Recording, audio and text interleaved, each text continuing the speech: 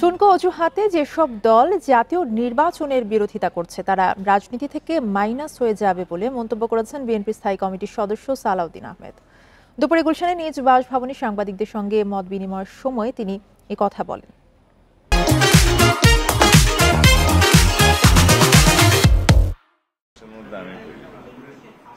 সমসাময়িক রাজনীতি নিয়ে গুলশানের বাসায় সাংবাদিকদের সঙ্গে মতবিনিময় করেন বিএনপির স্থায়ী কমিটির সদস্য সালাউদ্দিন আহমেদ।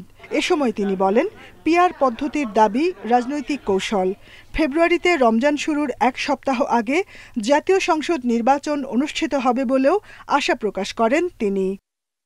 বাংলাদেশে বর্তমানে নির্বাচনী আবহাওয়া বিরাজমান, নির্বাচনী আমেজ, জনগণ সবাই নির্বাচনমুখী হয়ে গিয়েছে, প্রার্থীরা জনসংযোগ করছে। এখন বাংলাদেশের নির্বাচনের বিরুদ্ধে যারাই কথা বলবে তারা জাতীয় রাজনীতি থেকে নিজেরাই মাইনাস হয়ে যাওয়ার সম্ভাবনা আছে। তখন সেই ঝুঁকি যদি কোনো রাজনৈতিক দল নেয়, নিতে পারে। আগামী নির্বাচনে জামায়াতের সঙ্গে জোট হওয়ার সম্ভাবনা নেই বলেও জানান সালাউদ্দিন আহমেদ।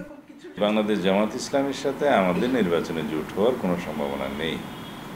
অন্যান্য দলের ক্ষেত্রে যুগপৎ আন্দোলনে যারা আমাদের সাথে সঙ্গী ছিলেন তাদের সাথে আমাদের প্রতিশ্রুতি আছে, তাদেরকে সাথে নিয়ে আমরা নির্বাচন করব।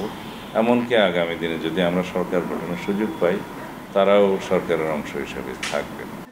সালাউদ্দিন আহমেদ বলেন, অন্তর্বর্তী সরকারের অধীনে নির্বাচন নিয়ে কোনো জটিলতা চায় না বিএনপি। তত্ত্বাবধায়ক সরকারের বিষয়টি পুনর্বহাল হলে পরবর্তী নির্বাচনে সেটি কার্যকর হতে পারে। বর্তমানে কি কেয়ারটেকার সরকার আছে? নাই।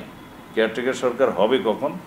যখন আমরা সাংবিধানিকভাবে সেটা ধারণ করব, তার পরবর্তী নির্বাচন কেয়ারটেকার হবে। Jahanara Parvin, independent news, Dhaka.